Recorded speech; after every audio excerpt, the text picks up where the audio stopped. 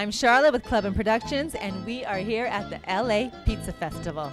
This is Alan Samsar with Barcelona Enterprises. What's going on here today? We're having a pizza festival to kick off the World Championship of Pizza. You just got an honorary scroll. Tell us about that. Oh, I did. How did you know about that? I know everything. The sheriff department, actually Sheriff Lee Baca, gave me what's called the sheriff scroll, and I wasn't even expecting that. And they hardly ever give those out. And it was signed personally by Lee Baca, and I'm just so touched. I really thank the city of Los Angeles and all the LAPD, fire department, sheriff department. They're all great. Hello, what's your name? Carl Morandell. Nice to meet you. Nice to meet you, Sharla. And tell me a little bit about your beer. Well, we have two breweries here today, an Austrian and a German. One was founded in 1050 AD, which makes it the oldest monastic brewery in the world, and the other one was founded in 1536. We have the Oktoberfest style beer, but in a Bock style, so it's a higher alcohol content, so it's a little variation on that beer. I have a Doppelbock, very chocolatey, malty, very strong beer.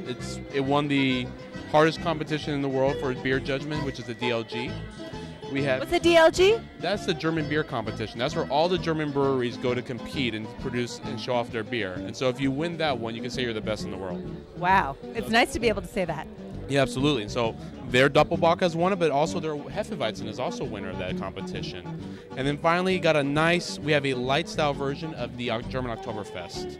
So 4 different beers, kind of different please the taste. People like a little bitter, a little more malty, chocolatey, and just a nice all-around package. So is there literally chocolate in the beer? Not really chocolate, but the malt gives that characteristic. So people who kind of like that taste would really enjoy this kind of a beer. But no, German law would forbid that from ever happening. And you are? Bill Hirsch. I'm with Cielo Vineyards in Malibu. We like Malibu. Tell us a little bit about your wine. Well, we have our estate wines, which of course are vineyards at the corner of Canaan and Mulholland in Malibu. Today we're pouring a few selections from our Woodstock collection, which are Napa, Sonoma, North Coast blends. So we tried to pick out what we thought were going to be like the 3 or 4 most compatible wines with pizza, because we're in the Pizza Fest. Which is your favorite one that you would suggest for pizza? Actually, I'm going to go with the honey pie right here. This is a North Coast blend of Chardonnay, Sauvignon Blanc, a little Muscat. So it goes in sweet, smells aromatic, finishes dry. Perfect complement for pizza. Hi, this is Tom. How are you? Fine, thank you for coming. Thank you. Tell me a little bit about your fruity, sparkling wine, rosé. It's a Chilean sparkling rosé wine. It's from the Maipo Valley in Chile, and it's a very high quality, long fermentation, 4-month fermentation.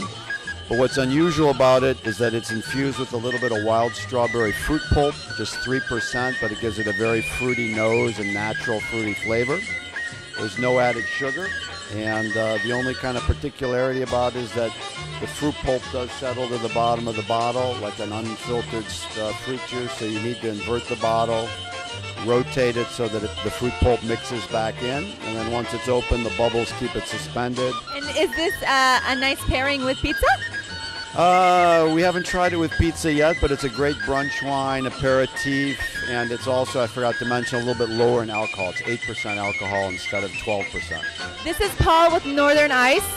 Hello. How are you? I'm doing very good today. Tell me what your product is all about. Well, we have a Canadian ice wine, and it's from the Niagara-on-the-Lake region in Niagara Falls, Ontario, Canada. And it's an ice wine. If you don't know anything about ice wine, they actually freeze the grapes on the vine, so they're frozen solid. And then they pick them and they squeeze them, and you get about 1 drip of ice wine out of every grape. So it takes about 10 times as many grapes to make a bottle of ice wine compared to any other wine in the world. Why do you call it ice wine? Because the grapes freeze on the vine. We let them sit on the vine until January, and then we pick them at -8 degrees. Legally, we have to pick them at -8 degrees, or else the government will come and take away our license. These bottles retail for around $70 a bottle. Half bottle, actually. They're only 375 milliliters. I see that. It's a small bottle. Is the alcohol content high? It's about 11% alcohol per bottle. And it ranges between 11 and 14%. Where can we find it? Well, you can go to icewineimports.com and you can order a couple bottles from us in the U.S. You also find it in Whole Foods probably by Christmas time, so you can pick up a couple bottles at Whole Foods. And also the Geisha House. What are you doing with us today? I'm going to eat pizza pie and beer, and drink beer. What's your favorite kind of pizza? I don't know. There's all different types. I really like it real thin and crunchy, and not a lot of stuff on it. No, you like it simple, basic? Yes. Do you know how to make pizza? Sure. Yeah. How do you Doesn't start? everybody? Do you start with the dough? Of course, you start with the dough. Oh, you can buy the dough. Wow, it's better to make it. Thank you. I'm very happy to be here. And I'm really surprised and thankful for all you people to show up. I know it's raining outside and it's not nice weather, but we have a full house, and I understand we turned away 300 people. So I think it's really a great honor, and you people for showing up to want to help these kids. And they never turn anybody away at that hospital, even if you don't have any money. So thank you all for coming, and that's why I'm here.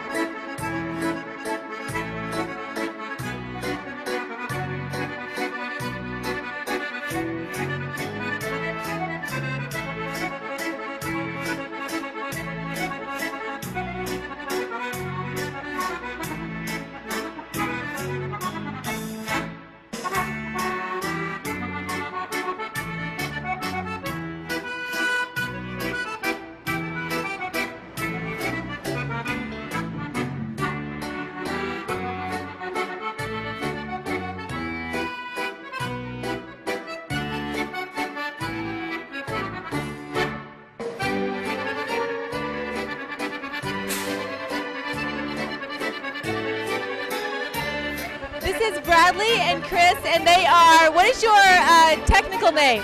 Well, we're members of the U.S. Pizza team. We compete every year in Italy at the World Pizza Championship.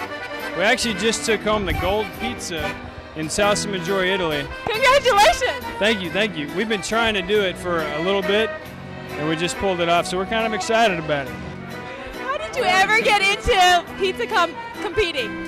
Well, I was interning with PMQ Pizza Magazine, which is a trade publication, and I went to Maggiore, Italy, and saw these guys competing, and I was like, I could do that easy. I mean, I could totally do that. And really? That's what happened. I look at you and I'm like, wow, I don't think I could ever do that. Maybe, I don't know. What do you think? Bradley, tell me, what's your story in the whole pizza competition? How did this come to fruition? I got a job at a pizzeria in my hometown of Chattanooga. Chattanooga? He's from the South too. What is going on, people? Yep. And then it was a bet between me and my dad that I could not learn how to do it, and so I just had to prove him wrong. What was the bet based on? He said I could never figure out how to spin pizza. I know, but was there something, that you were bargaining for? Like you get something if you lose the bet or win the bet? No, not really. Just the joy of doing it? Yeah, I just had to prove him wrong, So are a lot of the competitors from the South? No, they're actually spread out all around the U.S. and all around the world as well. Where's your next competition? I don't exactly know where our next competition is. Do you know? Yeah, it's going to be in Italy this next year. I mean, we compete there every year. And I know a lot of the teams are scared of us. I mean, because we won. I mean, we're the defending champions. Be scared. Be very scared. What's your title? National Pizza? We're the U.S. pizza team. But like the category: pizza spinning, pizza crust spinning, pizza dough. Okay, well you could say pizza throwing, but in certain parts of the world, if you say pizza tossing, you know we say pizza tossing, but we've competed in Australia and they frown upon that expression. Oh, they do. They frown. Yeah. Is this your job? Yes, pretty much. You get paid for this? Mm-hmm. I never knew there was a job like this. And what makes you a good pizza team thrower, spitter guy? You gotta want it, you know. You gotta want it. You gotta dedicate most of your life. No, I mean you gotta practice. You gotta be semi-coordinated. And what the judges look for is basically dexterity, synchronization to the music you're performing with, and crowd involvement. Hi, this is Ariel and JL with Safe Sig. How are you? I'm good. How are you? Good. I'm good as well. Tell me a little bit about the cigarette. They have no chemicals in them like regular cigarettes. So it's just like water vapor, food flavoring, and there is nicotine.